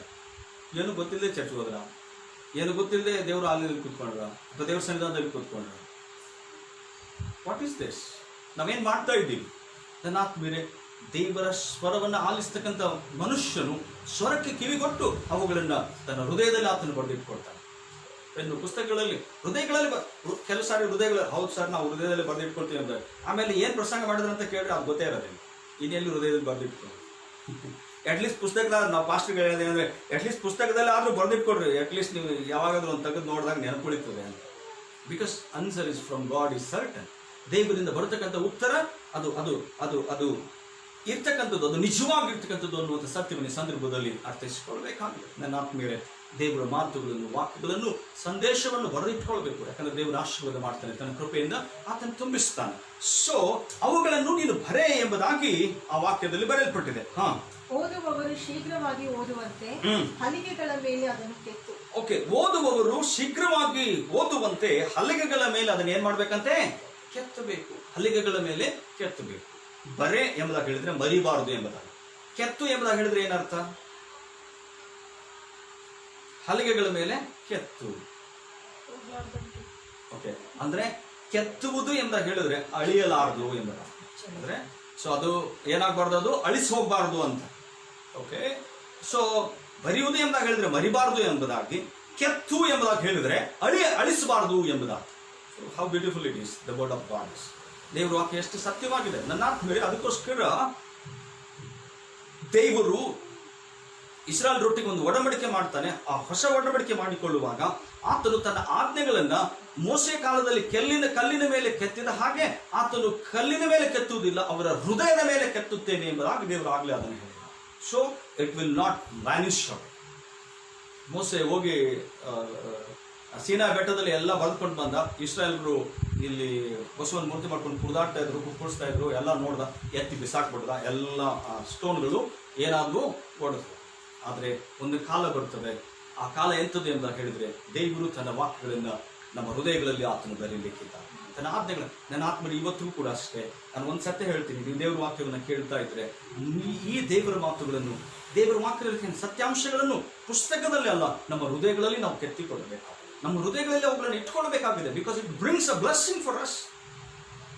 ದೊಡ್ಡ ಆಶೀರ್ವಾದಗಳನ್ನು ದೇವರು ತನ್ನ ವಾಕ್ಯದ ಮೂಲಕ ನಮಗೆ ದಯಪಾಲಿಸಿಕೊಡ್ಲಿಕ್ಕಿದ್ದಾನೆ. ಸೊ ಹೀಗಿರುವುದರಿಂದ ದೇವರ ವಾಕ್ಯದಲ್ಲಿ ಬರೆದಿರ್ತಕ್ಕಂಥ ನೋಡುವಾಗ ನನ್ನ ಆತ್ಮರೇ, what God is going to bring is so serious things. ದೇವರು ಏನನ್ನು ತರಲಿಕ್ಕಿದ್ದಾನೋ ಅದು ಬಹಳ ಎಚ್ಚರಿಕೆ ಅಥವಾ ಬಹಳ ತೀಕ್ಷ್ಣವಾಗಿರ್ತಕ್ಕಂಥದ್ದು ಅನ್ನುವಂಥ ಸತ್ಯವನ್ನು ಸಂದರ್ಭದಲ್ಲಿ ತಿಳ್ಕೊಳ್ಬೇಕಾಗಿದೆ. ಎಲ್ಲಿ ಅವುಗಳನ್ನು ಓದುವವರು ಏನ್ ಮಾಡ್ಬೇಕಂದ್ರೆ ತ್ವರೆಯಾಗಿ, ಅಂದ್ರೆ ಶೀಘ್ರವಾಗಿ ಓದುವಂತೆ ಹಲಿಗೆಗಳ ಮೇಲೆ ಅದನ್ನು ಕೆತ್ತು ಎಂಬುದಾಗಿ ಬರೆಯಲ್ಪಟ್ಟಿದೆ. ಸೊ ಆಮೇಲೆ 3ನೇ ವಚನ, ಅದು ಕ್ಲುಪ್ತ ಕಾಲದಲ್ಲಿ ನೆರವೇರತಕ್ಕದ್ದು. ಅದು ಕ್ಲುಪ್ತ ಕಾಲದಲ್ಲಿ ನೆರವೇರತಕ್ಕದ್ದು ಎಂಬುದಾಗಿ. ಕ್ಲುಪ್ತ ಕಾಲ ಎಂಬುದಾಗಿ ಹೇಳಿದ್ರೆ ಅತಿ ಬೇಗನೆ ಅದು ಏನ್ ಮಾಡ್ತದಂತೆ? ನೆರವೇರಲ್ಪಡ್ತದೆ. But for sure you need to wait. ಕ್ಲುಪ್ತ ಕಾಲ ಎಂಬುದಾಗಿ ಹೇಳುವಾಗ ಕಾಯಬೇಕು ಅನ್ನುವಂಥದ್ದನ್ನು ಅದು ಸೂಚಿಸ್ತದೆ. ಕ್ಲುಪ್ತ ಕಾಲ, ಯು ನೀಡ್ ಟು ವೇಟ್. ಅನೇಕ ಸಾರಿ ದೇವರ ಸನ್ನಿಧಾನದಲ್ಲಿ ನಾವು ಪ್ರಾರ್ಥನೆ ಮಾಡ್ತೇವೆ, we don't wait for the result of God. ಅಂದ್ರೆ ದೇವರು ಕೊಡ್ತಕ್ಕಂಥ ಉತ್ತರಕ್ಕೆ, ದೇವರು ಕೊಡ್ತಕ್ಕಂಥ ಆಶೀರ್ವಾದವನ್ನು ಹೊಂದಿಕೊಳ್ಳೋದಕ್ಕೋಸ್ಕರ ನಾವು ಕಾಯುವುದಿಲ್ಲ. Everything we want instant. ನಾನು ಪ್ರಾರ್ಥನೆ ಮಾಡಿದ್ರೆ ನಾನು ವರಿ ಟಕ್ಕಂತ ಸತ್ಯ ಹೋಗ್ಬೇಕು ಅವನು, ಅವಾಗಲೇ ನನಗೆ ಸಂತೋಷ, ಅವಾಗಲೇ ನಾನು ದೇವ್ರು ಕರೆಕ್ಟ್ ಎಂಬುದನ್ನು ಅನ್ಕೊಳ್ತೀನಿ. No, that will not happen. Don't pray like that. ಆಗೋದಿಲ್ಲ, ಅದು ಪ್ರೇಯರ್ ಹಂಗೆ ಮಾಡಬಾರ್ದು. ನನ್ನ ಬೇರೆ ನೀನು ಯಾವ ವಿಷಯಕ್ಕೋಸ್ಕರ ಪ್ರಾರ್ಥನೆ ಮಾಡುತ್ತೀಯೋ ಅದಕ್ಕೋಸ್ಕರ ಕಾಯಬೇಕು. ಕ್ಲುಪ್ತ ಕಾಲದಲ್ಲಿ ನೆರವೇರ್ತದೆ ಎಂಬುದಾಗಿ ಆ ಮಾತಿನ ಅರ್ಥ ಏನಂತ ಹೇಳಿದ್ರೆ, you need to wait what I am going to do, the question that you have asked for. ನೀನೇನು ಪ್ರಶ್ನೆ ಮಾಡಿದ್ಯೋ ಆ ಪ್ರಶ್ನೆಗೆ ನಾನು ಏನು ಮಾಡ್ತೀನಿ ಅನ್ನುವಂಥದ್ದನ್ನು ನೀನು ಕಾದು ನೋಡು ಎಂಬುದಾಗಿ ದೇವರು ಹೇಳ್ತಾರೆ. ಕ್ಲುಪ್ತ ಕಾಲದಲ್ಲಿ ಅತಿ ಶೀಘ್ರದಲ್ಲಿ ಅದು ನೆರವೇರಲ್ಪಡುತ್ತದೆ. ಆಮೇಲೆ ಆದರೆ ಪರಿಣಾಮಕ್ಕೆ ತ್ವರೆ ಪಡುತ್ತದೆ, ಅದರ ಪರಿಣಾಮಕ್ಕೆ ತ್ವರೆ ಪಡುತ್ತದೆ. ಮೋಸ ಮಾಡದು. ದೇವರ ವಾಕ್ಯದಲ್ಲಿ ಬರೆದಿರ್ತಕ್ಕಂಥದ್ದನ್ನು ಆಲೋಚನೆ ಮಾಡ್ರಿ. ಅದು ಪರಿಣಾಮಕ್ಕೆ ತ್ವರೆ. ದೇವರು ಈ ಒಂದು ಬ್ಯಾಬಿಲೋನ್ ದೇಶದವರಿಗೆ ಏನನ್ನು ಇಟ್ಟಿದ್ದಾನೋ ಅದನ್ನು ಮಾಡೋದಕ್ಕೆ ಅದು ಸಿದ್ಧವಾಗಿದೆ. ಮೋಸ ಆಗೋದಿಲ್ಲ. I am going to punish the people who have punished my people. ನನ್ನ ಜನರ ಮೇಲೆ ದಬ್ಬಾಳಿಕೆ ಮಾಡಿರ್ತಕ್ಕಂಥವ್ರನ್ನ, ನನ್ನ ಜನರನ್ನ ನಾಶ ಮಾಡೋದಕ್ಕೋಸ್ಕರ ಪ್ರಯತ್ನ ಮಾಡಿರ್ತಕ್ಕಂಥವರನ್ನ ನಾನು ಶಿಕ್ಷಿಸದೆ ಬಿಡುವುದಿಲ್ಲ ಎಂಬುದಾಗಿ ಹೇಳ್ತಾನೆ. ನನ್ನ ಆತ್ಮರು ಒಂದು ಸತ್ಯ ನೀವು ತಿಳ್ಕೊಳ್ಬೇಕು. ನನ್ನ ಮಾತನ್ನು ನೀವು ಕೇಳ್ತಾ ಇದ್ರೆ ನನ್ನ ಹೃದಯಪೂರ್ವಕವಾಗಿರ್ತಕ್ಕಂಥ ಒಂದು ಆಲೋಚನೆಯನ್ನು ದೇವರು ಕೊಟ್ಟಿರ್ತಕ್ಕಂಥ ಆತ್ಮ ಪ್ರೇರೇಪಣೆ ನಾನು ಹೇಳ್ತೀನಿ. ನಿನ್ನ ಮೇಲೆ ಯಾವ ಸಂಗತಿಗಳು ನಿನಗೆ ವಿರುದ್ಧವಾಗಿ ಬರ್ತದೋ ನಿನ್ನ ದೇವರು ನಿನ್ನನ್ನು ತನ್ನ ಅಂಗೈಯಲ್ಲಿ ಚಿತ್ರಿಸಿಕೊಂಡಿದ್ದಾನೆ. ನಿನ್ನ ಕಣ್ಣು ಗುಡ್ಡೆಗೆ ತನ್ನ ಕಣ್ಣು ಗುಡ್ಡೆ ಹಾಗೆ ಆತ ನಿನ್ನನ್ನು ಕಾಪಾಡ್ತಾ ಇದ್ದಾನೆ. ನಿನ್ನ ಮೇಲೆ ಯಾವ ಸಂಗತಿಗಳು ನಿನ್ನನ್ನು ಗೆಲ್ಲುವುದಕ್ಕೆ ಸಾಧ್ಯವಿಲ್ಲ. ಸೈತಾನ ನಿನ್ನ ಮೇಲೆ ಗೆಲ್ಲುವುದಕ್ಕೆ ಸಾಧ್ಯವೇ ಇಲ್ಲ. ನೀನು ಏನು ಶೋಧನೆ ಅನುಭವಿಸ್ತಾ ಇದೆಯೋ, ಏನು ಕಷ್ಟ ಅನುಭವಿಸ್ತಾ ಇದೆಯೋ, ಆ ಕಷ್ಟ ಯಾರಿಂದ ಬಂದಿದೆಯೋ ಅಥವಾ ಯಾವ ದುಷ್ಟ ಕಾರ್ಯಗಳಿಂದ ಶಕ್ತಿಗಳಿಂದ ಅದು ಬಂದಿದೆಯೋ ಅದನ್ನು ಖಂಡಿತವಾಗ್ಲೂ ದೇವರು ಶಿಕ್ಷಿಸ್ತಾನೆ ಅನ್ನುವಂಥ ಸತ್ಯವನ್ನು ಈ ವಾಕ್ಯದ ಮೂಲಕ ತಿಳ್ಕೊಳ್ಬೇಕಾಗುತ್ತೆ. If you are in the word of God, if you obey the word of God, ದೇವರಲ್ಲಿಯೂ ದೇವರ ವಾಕ್ಯದಲ್ಲಿಯೂ ನೀನು ಇರುವುದಾದ್ರೆ ದೇವರು ನಿನ್ನ ಅದ್ಭುತವಾಗಿರ್ತಕ್ಕಂಥ ರೀತಿಯಲ್ಲಿ ಕಾಪಾಡುತ್ತಾನೆ, ಆಶೀರ್ವಾದ ಮಾಡುತ್ತಾನೆ. ನಿನ್ನ ವೈರಿಯನ್ನು ಆತನ ನೆಲಕ್ಕೆ ಹಾಕಿ ದಬ್ಬಿ ಬಿಡುತ್ತಾನೆ, ತುಳಿದಾಕ್ಬಿಡುತ್ತಾನೆ. ಯಾಕಂದ್ರೆ ನಿನ್ನನ್ನು ಅತಿ ಹೆಚ್ಚಾಗಿ ಆತನು ಪ್ರೀತಿ ಮಾಡ್ತಕ್ಕಂಥ ದೇವರು. ಸೊ ಹೀಗಿರೋದ್ರಿಂದ ಇಸ್ರಾಯೇಲ್ ಜನಾಂಗವನ್ನ ದೇವರು ಪ್ರೀತಿ ಮಾಡಿದ, ತಾನೇ ಸೃಷ್ಟಿ ಮಾಡಿದ, ತಾನೇ ಆರಿಸಿಕೊಂಡಿರ್ತಕ್ಕಂಥದ್ದು. ಸೊ ಆ ಜನರು ದೇವರಿಗೆ ವಿರುದ್ಧವಾಗಿ ಪಾಪ ಮಾಡಿದಾಗ ಕೆಲವ್ರನ್ನ ಕರೆದ್ಬಿಟ್ಟು ಇವಾಗ ಸ್ವಲ್ಪ ಏನಾದರೂ ಶಿಕ್ಷೆ ಕೊಡ್ರಪ್ಪ ಎಂಬುದಾಗಿ ಆ ಬ್ಯಾಬಿಲೋನ್ ದೇಶದಲ್ಲಿ ಕರೆದು ಶಿಕ್ಷೆ ಕೊಡೋದಕ್ಕೆ ಅಲ್ಲಿ ಬಿಟ್ರೆ ಇವರು ಅವರ ಮೇಲೆ ಸವಾರು ಮಾಡಿ ಇವರನ್ನು ಸಂಹಾರ ಮಾಡಬೇಕೆಂಬುದಾಗ ಅಂದ್ಕೊಂಡು. ಬಟ್ ಪರಲೋಕದಲ್ಲಿ ಇರ್ತಕ್ಕಂಥ ದೇವರು ಬಿಡ್ತಾನ? ಇಲ್ಲ, ಬಿಡುವುದಿಲ್ಲ. No chance. ನನ್ನ ಆತ್ಮೇಲೆ ಈ ಸತ್ಯವನ್ನು ನಾವು ತಿಳ್ಕೊಳ್ಬೇಕಾ? ಇಲ್ ನಾಟ್ ಮೀ. ಈ ಲೋಕದಲ್ಲಿ ಸೈತಾನ್ ನಮ್ಮ ಮೇಲೆ ಸವಾರಿ ಮಾಡೋದಕ್ಕೆ ಆತನು ಬರ್ತಾ ಇದ್ದಾನೆ, ಸವಾರಿ ಮಾಡ್ಬೇಕೆಂಬುದಾಗ ಆತನು ಅಂದ್ಕೊಂಡಿದ್ದಾನೆ. ಆದರೆ ಪರಲೋಕದಲ್ಲಿ ಇರ್ತಕ್ಕಂಥ ದೇವರು ನಮ್ಮನ್ನು ನೋಡ್ತಾ ಇದ್ದಾರೆ. ನಮ್ಮ ಸುತ್ತಲೂ ತನ್ನ ದೇವದೂತರನ್ನ ಕಾವಲಿಟ್ಟಿದ್ದಾನೆ. ಆತನ ಅನುಮತಿ ಇಲ್ಲದೆ, ಆತನ ಪರ್ಮಿಷನ್ ಇಲ್ಲದೆ ಯಾವುದು ನಮ್ಮನ್ನು ಮುಟ್ಟುವುದಕ್ಕೆ ಸಾಧ್ಯ. ಸೊ ಹೀಗುವುದರಿಂದ ನನ್ನ ಆತ್ಮೇಲೆ ನಮ್ಮನ್ನು ಮುಟ್ಟಿರ್ತಕ್ಕಂಥವ್ರಿಗೆ ದೇವರು ಏನು ಉತ್ತರ ಕೊಡ್ತಾ ಇದ್ದಾನೆ ಅನ್ನೋದನ್ನು ಆಲೋಚನೆ ಮಾಡಿ. That's what he saying. ಅದೇ ಇಲ್ಲಿ ದೇವರ ವಾಕ್ಯದಲ್ಲಿ ಬರೆಯಲ್ಪಡುತ್ತೆ. ಹಬಕ್ಕೂಕನ ಪ್ರವಾದನೆ ಒಂದು ಚಿಕ್ಕ ಪ್ರವಾದನ ಪುಸ್ತಕ ಅದು. ಸೊ ಎಷ್ಟು ಸತ್ಯ ಅದರಲ್ಲಿ ಅಡಕವಾಗಿದೆ. If you are listening every day and you will be blessed. ನೀವು ಪ್ರತಿದಿನ ಇದನ್ನು ವಾಕ್ಯ ನೀವು ಕೇಳ್ತಾ ಇದ್ರೆ ನಾನು ಹೇಳ್ತೀನಿ, ದೇವರು ನಿಮ್ಮನ್ನು ಆಶೀರ್ವಾದ ಮಾಡಲಿಕ್ಕಿದ್ದಾನೆ. ನಿಮ್ಮೆಲ್ಲ ಪ್ರಶ್ನೆಗಳಿಗೆ ದೇವರು ಉತ್ತರ ಕೊಡ್ತಾನೆ. ನಿಮ್ಮ ವೈರಿನ ಬಿಡಿಸಿಬಿಡ್ತಾನೆ. ನಿಮ್ಮ ವೈರಿ ನೆಲಬಾಲಾಗ್ತಾನೆ. ನಿಮ್ಮ ವೈರಿ ತಿರುಗಿ ನಿಮ್ಮನ್ನು ನೋಡೋದ ಹಾಗೆ ಆತನ ಓಡಿಸಿಬಿಡ್ತಾನೆ. ಅದು ದೇವರ ವಾಕ್ಯದಲ್ಲಿ, ಅದು ಈ ವಾಕ್ಯದಲ್ಲಿ ಬರೆದಿರ್ತಕ್ಕಂಥ ಸತ್ಯ. ಹಬಕ್ಕೂಕನ ಮೂಲಕ ದೇವರು ಕೊಡ್ತಕ್ಕಂಥ ಪ್ರವಾದನೆಯ ಮಾತದು. ಸೊ ಹೀಗಿರೋದ್ರಿಂದ ವಾಕ್ಯದಲ್ಲಿ ಬರೆದಿರ್ತಕ್ಕಂಥದ್ದನ್ನು ನಾವು ಗಮನಿಸುವಾಗ ತ್ವರೆ ಪಡುತ್ತದೆ. ಮೋಸ ಮಾಡದು, ತಡವಾದರೂ ಅದಕ್ಕೆ ಏನ್ ಮಾಡ್ಬೇಕಂತೆ? You need to wait. ಕಾಯ್ಬೇಕು. ದೇವರ ಆಶೀರ್ವಾದಗಳಿಗೋಸ್ಕರ ಕಾಯ್ಬೇಕು. ನಿನ್ನ ವೈರಿ ಆತನು ಅನೇಕ ಸಾರಿ ನಿನ್ನ ಮೇಲೆ ಜಯ ಹೊಂದಿದ್ದೇನೆ ಎಂಬುದಾಗಿ ಅಂದುಕೊಂಡು ದೇವರು ಆ ವೈರಿಯನ್ನು ಹೇಗೆ ಬಿಳಿಸ್ತಾನೆ ಅನ್ನೋದಕ್ಕೋಸ್ಕರ ನೀನು ಕಾಯಬೇಕು. ದೇವರ ಸನ್ನಿಧಾನದಲ್ಲಿ ಕಾಯಬೇಕು ಅನ್ನುವಂಥ ಸತ್ಯದಲ್ಲಿ ಸಂದರ್ಭದಲ್ಲಿ ವಾಕ್ಯದ ಮೂಲಕ ನೀವುಗಳು ಅರ್ಥೈಸಿಕೊಳ್ಬೇಕಾಗಿದೆ. ಸೊ ಅದು ಬಂದೇ ಬರುವುದು ತಾಮಸವಾಗಿ. ಸೊ ಅದೇನಾಗ್ತದಂತೆ? ಬಂದೇ ಬರ್ತದೆ, ಅದು ಜರಗಲ್ಪಡ್ತದೆ, ಅದು ನಡೆಯಲ್ಪಡ್ತದೆ ಅನ್ನುವಂಥ ಸತ್ಯ ದೇವರ ವಾಕ್ಯದಲ್ಲಿ ಬರೆಯಲ್ಪಡ್ತದೆ. ನನ್ನ ಆತ್ಮೀಯರೇ, ದೇವರ ವಾಕ್ಯದಲ್ಲಿ ಬರೆದಿರ್ತಕ್ಕಂಥ ನಾವು ಗಮನಿಸುವಾಗ ಮುಂದೆ 4ನೇ ವಚನದಲ್ಲಿ ನೋಡುತ್ತೇವೆ, ಇಗೋ ಆ ದುಷ್ಟನ ಅಂತರಾತ್ಮವು ಉಬ್ಬಿಕೊಂಡಿದೆ, ಯಥಾರ್ಥವಲ್ಲ. ಅಂದ್ರೆ ಬಾಬಿಲೋನ್ ದೇಶ ಅದೇನ್ ಮಾಡಿದೆ ಅಂತ ಹೇಳಿದ್ರೆ ಎಲ್ಲವನ್ನೂ ಅದು ಕನ್ಕವರ್ ಮಾಡಿದೆ. ಅಂದ್ರೆ ಎಲ್ಲವನ್ನೂ ತನ್ನ ವಶಕ್ಕೆ ಪಡೆದುಕೊಂಡಿದೆ. ಐಗುಪ್ತರನ್ನ ಹೊಡೆದಾಕಿದ್ರು, ಇಸ್ರಾಯೇಲನ್ನ ಹೊಡೆದಾಕಿದ್ರು, ಬೇರೆ ಬೇರೆ ದೇಶದನ್ನೆಲ್ಲ ಹೊಡೆದಾಕಿ ಎಂತ ದೊಡ್ಡ ಸಾಮ್ರಾಜ್ಯ ಅಂತ ಹೇಳಿದ್ರೆ ವರ್ಲ್ಡ್ ಹಿಸ್ಟ್ರಿಯಲ್ಲಿ ನೀವೇನಾದ್ರೂ ವರ್ಲ್ಡ್ ಹಿಸ್ಟ್ರಿ ಓದಿದ್ದೇ ಆಗಿದ್ರೆ ಬಾಬಿಲೋನ್ ಅಂತಕ್ಕಂಥ ಈ ಒಂದು ಸಾಮ್ರಾಜ್ಯ ಬಹಳ ಬಲಿಷ್ಠವಾಗಿರ್ತಕ್ಕಂಥ ಒಂದು ಸಾಮ್ರಾಜ್ಯ. In the world history 4 dynasties are very important. 4 ಸಾಮ್ರಾಜ್ಯಗಳು ಬಹಳ ಪ್ರಾಮುಖ್ಯವಾಗಿರ್ತಕ್ಕಂಥ ಸಾಮ್ರಾಜ್ಯಗಳು. ಒಂದು ಬ್ಯಾಬಿಲೋನ್ ಸಾಮ್ರಾಜ್ಯ, ಮೆಡೋ ಪರ್ಷಿಯನ್ ಸಾಮ್ರಾಜ್ಯ, ಗ್ರೀಕ್ ಸಾಮ್ರಾಜ್ಯ, ಆಮೇಲೆ ರೋಮ್ ಸಾಮ್ರಾಜ್ಯ. ಸೊ ಈ ಸಾಮ್ರಾಜ್ಯಗಳು ಅದರಲ್ಲಿ ಈ ಬ್ಯಾಬಿಲೋನ್ ಅಂತಕ್ಕಂಥ ಸಾಮ್ರಾಜ್ಯ ಬಹಳ ಬಲಾಢ್ಯವಾಗಿರ್ತಕ್ಕಂಥದ್ದು, ಬಲಿಷ್ಠವಾಗಿರ್ತಕ್ಕಂಥದ್ದು, ಶ್ರೇಷ್ಠವಾಗಿರ್ತಕ್ಕಂಥದ್ದು. ಸೊ ಹೀಗಿರೋದ್ರಿಂದ ವಾಕ್ಯದಲ್ಲಿ ಬರೆದಿರ್ತಕ್ಕಂಥ ನೋಡುವಾಗ ಈಗ ಆ ದುಷ್ಟನ ಅಂತರಾತ್ಮವು ಉಬ್ಬಿಕೊಂಡಿದೆ. ಅವ್ರು ಅಂದ್ಕೊಂಡು ನಮ್ಮ ಮುಂದೆ ಯಾರೂ ಇಲ್ಲ ಎಂಬುದಾಗಿ. ಹೌದು, ದೇವ್ರ ಮಕ್ಕಳೇ, ನಿಮ್ಮ ವೈರಿ ಹಂಗೆ ಅನ್ಕೊಳ್ತಾನೆ, ನಿಮ್ಮ ಎದುರಲ್ಲಿ ಹಂಗೆ ಅನ್ಕೊಳ್ತಾನೆ, ಇವ್ರನ್ನ ಬಿಡಲ್ಲ, ಇವ್ರಿಗಿಂತ ನಾನೇನು ಕಡಿಮೆ ಅಲ್ಲನೇ ಎಂಬುದಾಗಿ ಅನ್ಕೊಳ್ತಾನೆ. ಆದ್ರೆ ಒಂದ್ಸತಿ ನೀನು ತಿಳ್ಕೊ, ನೀನು ದೇವರ ವಾಕ್ಯದಲ್ಲಿದ್ರೆ ನಿನ್ನ ವೈರಿ, ನಿನ್ನ ಎದುರುಗಿರ್ತಕ್ಕಂಥ ವೈರಿಯನ್ನ ಒಂದೇ ಕ್ಷಣದಲ್ಲಿ ಆ ಯೇಸು ಸ್ವಾಮಿ ಪರಲೋಕದ ದೇವರು ಹೊಡೆದಾಕ್ತಾರೆ. ಸೊ ಇದು ವಾಕ್ಯದಲ್ಲಿದೆ. ಸೊ ನಾವು ನೋಡುತ್ತೇವೆ, ಈಗ ಆ ದುಷ್ಟನ ಅಂತರಾತ್ಮ ಒಪ್ಪಿಕೊಂಡಿದೆ, ಯಥಾರ್ಥವಲ್ಲ ಎಂಬುದಾಗಿ ವಾಕ್ಯದಲ್ಲಿ ಬರೆಯಲ್ಪಟ್ಟಿದೆ. ಮುಂದಿನ ವಚನ ಬಹಳ ಪ್ರಾಮುಖ್ಯವಾಗಿರ್ತಕ್ಕಂಥದ್ದು. ಮುಂದಿನ ಮಾತು ಅದೇನೆಂಬುದಾಗಿ ಹೇಳಿದ್ರೆ, ನೀತಿವಂತನು ತನ್ನ ನಂಬಿಕೆಯಿಂದಲೇ ಬದುಕುವನು ಎಂಬುದಾಗಿ. Just shall live by faith. ನೀತಿವಂತನು ನಂಬಿಕೆಯಿಂದಲೇ ಬದುಕುವನು ಎಂಬುದಾಗಿ. ನನ್ನ ಆತ್ಮೀಯರೇ, ನೀತಿವಂತನು ನಂಬಿಕೆಯಿಂದಲೇ ಬದುಕುವನು ಅಂತಕ್ಕಂಥದ್ದು ಈ ಒಂದು ಪುಸ್ತಕದ ಧ್ಯೇಯ ವಾಕ್ಯ, ಅಥವಾ what we say key words ಎಂಬುದಾಗಿ ಕರಿತೀವಿ. ಇದನ್ನ ಯಾವುದು? ನೀತಿವಂತನು ನಂಬಿಕೆಯಿಂದಲೇ ಬದುಕುವನು ಎಂಬುದಾಗಿ ವಾಕ್ಯದಲ್ಲಿ ಬರೆಯಲ್ಪಟ್ಟಿದೆ. ನನ್ನ ಆತ್ಮೀಯರೇ, ರೋಮಾಪುರದವರಿಗೆ ಬರೆದ ಪತ್ರಿಕೆ 1ನೇ ಅಧ್ಯಾಯ 17ನೇ ವಚನ ದಯಮಾಡಿ ಓದ್ರಿ. ರೋಮಾಪುರದವರಿಗೆ ಬರೆದ ಪತ್ರಿಕೆ 1ನೇ ಅಧ್ಯಾಯ ವಚನ 17. 17 ರೋಮನ್ ಚಾಪ್ಟರ್ 1 ವರ್ಸ್ 17. ಹೇಗೆಂದರೆ ದೇವರಿಂದ ದೊರಕುವ ನೀತಿಯು ಅದರಲ್ಲಿ ತೋರಿ ಬರುತ್ತದೆ.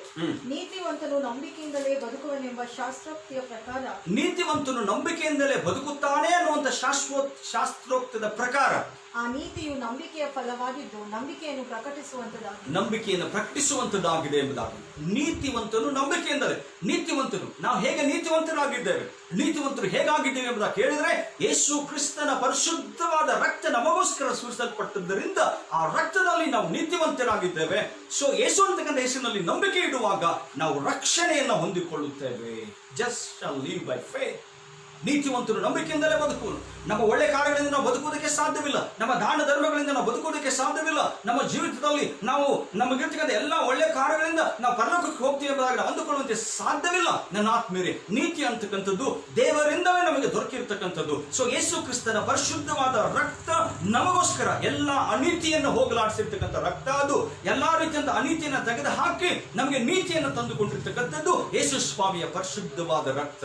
ಯೇಸುವನ್ನು ಯಾರು ನಂಬುತ್ತಾರೋ ಅವರು ರಕ್ಷಣೆಯನ್ನು ಹೊಂದಿಕೊಳ್ಳುತ್ತಾರೆ. ಯೇಸುವನ್ನು ಯಾರು ನಂಬುತ್ತಾರೋ ಅವರು ಪರಲೋಕಕ್ಕೆ ಬಾಧ್ಯಸ್ಥರಾಗುತ್ತಾರೆ. ಯೇಸುವನ್ನು ಯಾರು ನಂಬುತ್ತಾರೋ ಅವರು ಪರಲೋಕದ ಶ್ರೇಷ್ಠವಾದ ಆಶೀರ್ವಾದಗಳನ್ನು ಭೂಮಿಯ ಮೇಲೆಯೂ ಪರಲೋಕದಲ್ಲಿಯೂ ಅವರು ಅನುಭವಿಸ್ತಾರೆ ಎನ್ನುವಂಥ ಸತ್ಯವನ್ನು ದೇವರ ವಾಕ್ಯದ ಮೂಲಕ ನಾವು ತಿಳ್ಕೊಳ್ಬೇಕಾಗಿದೆ. The great reformer Martin Luther ಅವರು ಒಂದು ದೊಡ್ಡ ಬದಲಾವಣೆಯನ್ನ ಇತಿಹಾಸದಲ್ಲಿ ತಂದಿರತಕ್ಕಂಥ ಒಬ್ಬ ವ್ಯಕ್ತಿ. ಅವರು ಯಾರು? ಮಾರ್ಟಿನ್ ಲೂಥರ್ ಅಂತಕ್ಕಂಥವ್ರು. ನನ್ನ ಆತ್ಮೀಯರೇ, ಅವರು ರೋಮನ್ ಕ್ಯಾಥಲಿಕ್ನ ಒಂದು ಸಭೆಯಲ್ಲಿ ಅವರು ಇರುವಾಗ ಅವರು ಈ ರೋಮಾಪುರದವರಿಗೆ ಬರೆದಿರ್ತಕ್ಕಂಥ ಪತ್ರಿಕೆಯನ್ನು ಓದ್ತಾ ಇರ್ತಾರಂತೆ. ಸೊ ಈ ಪತ್ರಿಕೆಯನ್ನು ಓದುವಾಗ ಈ ವಾಕ್ಯ ಅವ್ರಿಗೆ ಕಣ್ಣಿಗೆ ಬೀಳ್ತದೆ. ಸೊ ರೋಮನ್ ಕ್ಯಾಥಲಿಕ್ ಅಲ್ಲಿ ಏನಿದೆ ಎಂಬುದಾಗಿ ಹೇಳಿದ್ರೆ, you need to do good to get in to heaven. ನೀನು ಪರಲೋಕಕ್ಕೆ ಹೋಗ್ಬೇಕಂದ್ರೆ ಒಳ್ಳೆ ಕೆಲಸಗಳನ್ನು ನೀನು ಮಾಡಬೇಕು ಅನ್ನುವಂಥದ್ದು ಅವರ ಒಂದು ಬೋಧನೆಗಳು. ಸೊ ಆ ರೀತಿಯಾಗಿ ಈಗಲೂ ಕೂಡ ನಡೀತಿರ್ತಕ್ಕಂಥದ್ದು. ಆದರೆ ಮಾರ್ಟಿನ್ ಲೂಥರ್ ಅವರು, ನನ್ನ ಆತ್ಮೀಯರೇ, ಈ ವಾಕ್ಯವನ್ನು ಓದಿದ ಮೇಲೆ just shall live by faith, ನೀತಿವಂತನು ನಂಬಿಕೆಯಿಂದ, ಇದೇನಿದು, ಇದರಲ್ಲಿ ಏನೋ ವಿಶೇಷತೆ ಇದೆಯಲ್ಲ ಎಂಬುದಾಗಿ ಹೇಳಿ ತನ್ನ ಜೀವಿತವನ್ನ ಈ ವಾಕ್ಯದ ಮೂಲಕ ಬದಲಾಯಿಸಿಕೊಂಡು ಇಡೀ ರೋಮನ್ ಕ್ಯಾಥಲಿಕ್ ಒಂದು ಪದ್ಧತಿಗೆ ಅವರು ವಿರುದ್ಧವಾಗಿ ನಿಂತುಕೊಂಡು ಅವರು ಹೊರಗಡೆ ಬಂದು reformation was started in that time. ಆ ಒಂದು ನಿಜವಾಗಿರ್ತಕ್ಕಂಥ ಒಂದು ದೊಡ್ಡ ಬದಲಾವಣೆ ಪ್ರಾರಂಭವಾಗಿರ್ತಕ್ಕಂಥದ್ದು ಯಾವಾಗ ಮಾರ್ಟಿನ್ ಲೂಥರ್ ಅವರು ಈ ವಾಕ್ಯವನ್ನ ತಿಳಿದುಕೊಂಡಾಗ, ಈ ವಾಕ್ಯವನ್ನು ಓದಿದಾಗ ಅವರಲ್ಲಿ ಬದಲಾವಣೆ ಬಂದ ನಂತರದಲ್ಲಿ ಒಂದು ದೊಡ್ಡ ರಿಫಾರ್ಮೇಶನ್ ಸ್ಟಾರ್ಟ್ ಆಗಿರ್ತಕ್ಕಂಥದ್ದು. ನನ್ನ ಆತ್ಮೀಯರೇ, ಮಾರ್ಟಿನ್ ಲೂಥರ್ ಆತನ ಜೀವಿತವನ್ನು ದೇವರ ವಾಕ್ಯ ಬದಲಾಯಿಸಿದೆ. ಒಳ್ಳೆಯ ಕಾರ್ಯಗಳಿಂದ, ದಾನ ಧರ್ಮಗಳಿಂದ ನಾವು ದೇವರ ಸನ್ನಿಧಾನಕ್ಕೆ ಹೋಗೋದಕ್ಕೆ ಸಾಧ್ಯವಿಲ್ಲ. ಯೇಸು ಕ್ರಿಸ್ತನ ಪರಿಶುದ್ಧವಾದ ರಕ್ತದಿಂದಲೇ ನಾವು ಪರಲೋಕಕ್ಕೆ ಹೋಗೋದಕ್ಕೆ ಸಾಧ್ಯ ಅನ್ನುವಂಥ ಸತ್ಯವನ್ನ ಈ ಸಂದರ್ಭದಲ್ಲಿ ಗ್ರಹಿಕೆ ತಂದುಕೊಳ್ಬೇಕಾಗಿದೆ. ಸೊ ಅದಕ್ಕೋಸ್ಕರ ಗಲಾತ್ಯದವರಿಗೆ ಬರೆದ ಪತ್ರಿಕೆ 3ನೇ ಅಧ್ಯಾಯ 11ನೇ ವಚನದಲ್ಲಿ ಕೂಡ ಹಾಗೆ ಬರೆಯಲ್ಪಟ್ಟಿದೆ. ರೋಮಾಪುರದವರು ಕೂಡ ಅಷ್ಟೇನೆ. ಇಸ್ರಾಯೇಲರೇ, ನಿಮ್ಮ ದಾನ ಧರ್ಮಗಳಿಂದ, ನಿಮ್ಮ ಒಳ್ಳೆಯ ಕಾರ್ಯಗಳಿಂದ ಪರಲೋಕಕ್ಕೆ ಹೋಗೋಕೆ ಸಾಧ್ಯ ಇಲ್ಲ. By keeping the law of Moses you will not get in to heaven. You will only get in to heaven if you believe in Jesus. So ಗಲಾತ್ಯದವರಿಗೂ ಕೂಡ ಅದೇ ರೀತಿ ಕರ್ಮ ಮಾರ್ಗದಿಂದ ನಾವು ಪರಲೋಕಕ್ಕೆ ಹೋಗೋದಕ್ಕೆ ಸಾಧ್ಯವಿಲ್ಲ.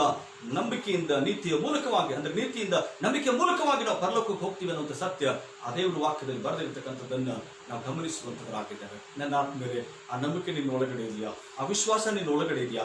ನೀನು ವಿಶ್ವಾಸದಲ್ಲಿ ಇರುವುದಾದ್ರೆ ದೇವರು ನಿನ್ನ ಪರಲೋಕಕ್ಕೆ ಆತನ ಕರೆದುಕೊಂಡು ಹೋಗ್ತಾನೆ. ನಿನ್ನ ವೈರಿನ ಸಾಯಿಸಬೇಕೆಂಬುದಾಗಿ ಬಂದರೂ ಕೂಡ, ನಿನ್ನ ವೈರಿನ ಸಂಹಾರ ಮಾಡಬೇಕೆಂಬುದಾಗಿ ಬಂದರೂ ಕೂಡ, ನಿನ್ನ ವೈರಿ ನಿನಗೆ ಏನೇ ಮಾಡಬೇಕೆಂಬುದಾಗಿ ಬಂದರೂ ಕೂಡ ದೇವರು ನಿನ್ನನ್ನು ಕಾಪಾಡ್ತಾನೆ. ಯಾಕೆಂದ್ರೆ ನೀನು ನಂಬಿಕೆಯಿಂದ ಬದುಕುವುದರಿಂದ ಕರ್ತನಾಗಿರ್ತಕ್ಕಂಥ ಯೆಹೋವನು, ಕರ್ತನಾಗಿರ್ತಕ್ಕಂಥ ದೇವರು ನಿನ್ನ ರಕ್ಷಣೆ ಮಾಡ್ತಾನೆ ಅನ್ನುವಂಥ ಸತ್ಯವನ್ನು ಈ ವಾಕ್ಯದ ಮೂಲಕ ನೀನು ಗ್ರಹಿಕೆಗೆ ತಂದುಕೊಳ್ಳಬೇಕಾಗಿದೆ.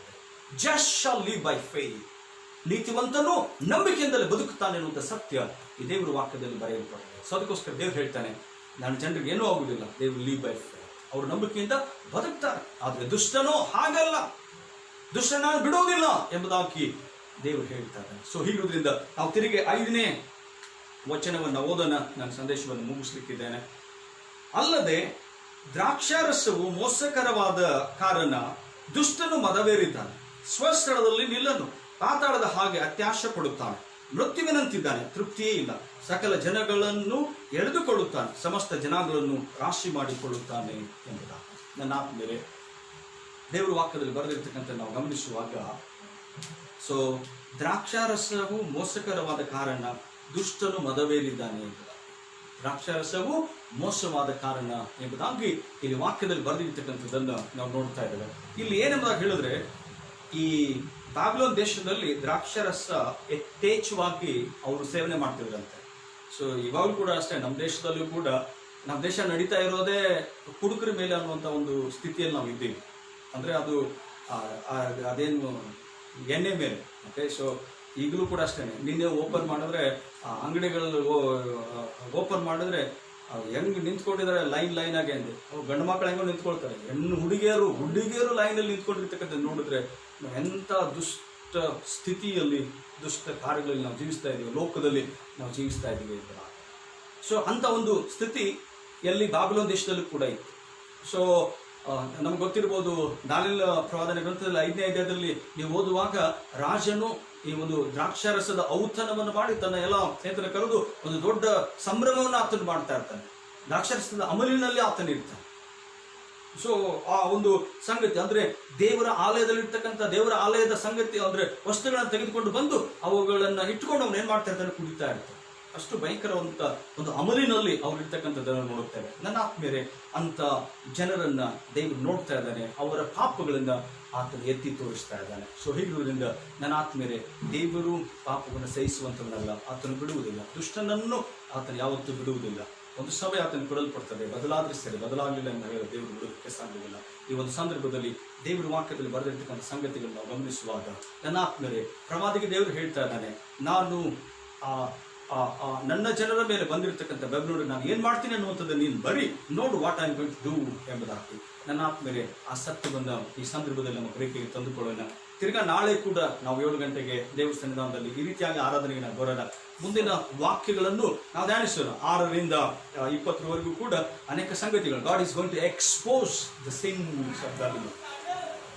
ಕಸ್ದೀಯರ ಪಾಪಗಳನ್ನು, ಆ ಬ್ಯಾಬಿಲೋನ್ ದೇಶದ ಪಾಪಗಳನ್ನು ದೇವರು ಪ್ರಕಟಿಸಲಿಕ್ಕಿದ್ದಾನೆ. ನಾನು ಏನ್ ಮಾಡ್ತೀನಿ ಅನ್ನುವಂಥ ಸತ್ಯವನ್ನ ಆತನು ತಿಳಿಸಲಿಕ್ಕಿದ್ದಾನೆ. ಸೊ ಹೀಗಿದ್ರಿಂದ ಈ ದಿನ ದೇವರ ಸನ್ನಿಧಾನದಲ್ಲಿ ನನ್ನ ಆತ್ಮೀಯರೇ, ಈ ಒಂದು ಸಂದರ್ಭದಲ್ಲಿ ನಾವು ತಿಳ್ಕೊಳ್ಬೇಕಾಗಿದೆ, ದೇವರು ಎಲ್ಲದಕ್ಕೂ ಉತ್ತರ ಕೊಡುತ್ತಾನೆ. ಉತ್ತರ ಕೊಡುವುದನ್ನ ನಾವು ಕಾಯಬೇಕು ಅನ್ನುವಂಥದ್ದನ್ನು ನಾವು ಈ ಸಂದರ್ಭದಲ್ಲಿ ತಿಳ್ಕೊಳ್ಬೇಕಾಗಿದೆ. ಮತ್ತು ಅವರ ಪಾಪಗಳನ್ನ is going to expose. So ಯಾವ ರೀತಿಯಲ್ಲಿ ಅದನ್ನು ತೋರಿಸ್ತಾರೆ ಅನ್ನುವಂಥ ಸತ್ಯವನ್ನ ನಾವು ನಾಳೆ ದಿನದಲ್ಲಿ ಅದನ್ನ ತಿಳಿದುಕೊಳ್ಳುವಂಥವರಾಗಿರೋಣ. ಸೊ ಹಾಗಾಗುವಂಥ ದೇವರು ಸಹಾಯ ಮಾಡಿ, ದೇವರು ಈ ವಾಕ್ಯಗಳನ್ನು ಆಶೀರ್ವಾದ ಮಾಡಲಿ. ಪ್ರಾರ್ಥನೆ ಮಾಡೋಣ. ನಮ್ಮನ್ನು ಅತಿಶಯವಾಗಿ ಪ್ರೀತಿ ಮಾಡುವಂತ ನಮ್ಮ ಪರಲೋಕದ ತಂದೆ ಆ ದೇವರಿಗೆ ಮಕ್ಕಳಾಗಿರುವಂತ ನಮ್ಮನ್ನು ಆಶೀರ್ವಾದ ಮಾಡಿ ಕೃಪೆಯನ್ನು ತುಂಬಿಸಿದ್ದಕ್ಕಾಗಿ ಸ್ತೋತ್ರ. ಈ ದಿನ ನಿನ್ನ ಸನ್ನಿಧಾನದಲ್ಲಿ ಕರ್ತನೆ, ದಿನ ವಾಕ್ಯನ ಧ್ಯಾನಿಸುವಂತೆ ಸಹಾಯ ಮಾಡಿ ಸ್ತೋತ್ರ. ಈ ದಿನ ಪ್ರಾರ್ಥನೆಯಲ್ಲಿ ಮಾತುಗೆದುಕೊಂಡಂತೆ ಎಲ್ಲ ಪ್ರಿಯರನ್ನು ಆಶೀರ್ವಾದ ಮಾಡು, ಅವರನ್ನು, ಅವರ ಕುಟುಂಬಗಳನ್ನು, ಅವರ ಜೀವಿತವನ್ನು ಆಶೀರ್ವಾದ ಮಾಡು. ದೇವರೇ, ಅನೇಕ ಮಕ್ಕಳು ನಿನ್ನ ಹತ್ತಿರ ಪ್ರಶ್ನೆ ಕೇಳಿ ನಿನಗೋಸ್ಕರ ಕಾಯ್ತಾ ಇದ್ದಾರೆ, ನಿನ್ನ ಉತ್ತರಕ್ಕೋಸ್ಕರ ಕಾಯ್ತಾ ಇದ್ದಾರೆ ಸ್ವಾಮಿ. ಅವರ ಜೀವಿತದಲ್ಲಿ ಅದ್ಭುತಗಳನ್ನು ಮಾಡು ಕರ್ತನೆ. ಅವರಿಗೆ ಉತ್ತರಗಳು ಸಿಕ್ಕುವಂತೆ ಸಹಾಯ ಮಾಡು ಕರ್ತನೆ. ಅವರ ವೈರಿ ಬಲಿಷ್ಠನಾಗಿದ್ದರು, ಆ ಬಲಿಷ್ಠನಾದ ವೈರಿಯನ್ನ ನೀನು ಕೆಡವಿ ಹಾಕುತ್ತಿ ಕರ್ತನೆ. ಅದಕ್ಕಾಗಿ ನಿನಗೆ ಸ್ತೋತ್ರ ದೇವರೇ. ಉತ್ತರ ಕೊಡುವುದಕ್ಕಾಗಿ ನಿನಗೆ ಸ್ತೋತ್ರ. ಎಷ್ಟು ಒಳ್ಳೆ ದೇವರು, ನಾವು ಕೇಳುವಂತ ಎಲ್ಲಾ ಪ್ರಶ್ನೆಗಳಿಗೆ ಉತ್ತರ ಕೊಡುತ್ತೆ, ಅದಕ್ಕಾಗಿ ನಿನಗೆ ಸ್ತೋತ್ರ ತಂದೆ. ಆ ದೇವರೇ, ಈ ಸಂದರ್ಭದಲ್ಲಿ ಕರ್ತನೆ ಫೇಸ್ಬುಕ್ ಮೂಲಕ ನಮ್ಮ ಜೊತೆ ಸೇರ್ಕೊಂಡು ಆರಾಧನೆ ಮಾಡಿ ವಾಕ್ಯವನ್ನು ಕೇಳ್ತಕ್ಕಂಥ ಪ್ರತಿಯೊಬ್ಬರನ್ನು ಆಶೀರ್ವಾದ ಮಾಡು, ನಿನ್ನ ಮೈಗೆ ತುಂಬಿಸು ಸ್ವಾಮಿ. ಹಾಗೆ ಮಾಡ್ತೀವಿ, ಅದಕ್ಕಾಗಿ ನಿನಗೆ ಸ್ತೋತ್ರ. ನಿನ್ನ ಕೃಪೆಯನ್ನು ಅನುಗ್ರಹಿಸಿದಕ್ಕಾಗಿ ಸ್ತೋತ್ರ. ಯೇಸು ಕ್ರಿಸ್ತನ ಹೆಸರಿನಲ್ಲಿ ಪ್ರಾರ್ಥನೆಯನ್ನ ಬೇಡಿ ಹೊಂದಿದ್ದೇವೆ ನಮ್ಮ ಜೀವಳ ತಂದೆಯೇ, ಆಮೆನ್. ನನ್ನ ಮನವೇ ಯೆಹೋವನನ್ನು ಕೊಂಡಾಡು, ನನ್ನ ಸರ್ವೇಂದ್ರಗಳೇ ಆತನ ಪವಿತ್ರ ನಾಮವನ್ನು ಕೀರ್ತಿಸಿರಿ. ನನ್ನ ಮನವೇ ಯೆಹೋವನನ್ನು ಕೊಂಡಾಡು, ಆತನು ಮಾಡಿದ ಉಪಕಾರಗಳಲ್ಲಿ ಒಂದನ್ನು ಮರೆಯಬೇಡ. ಆಮೆನ್.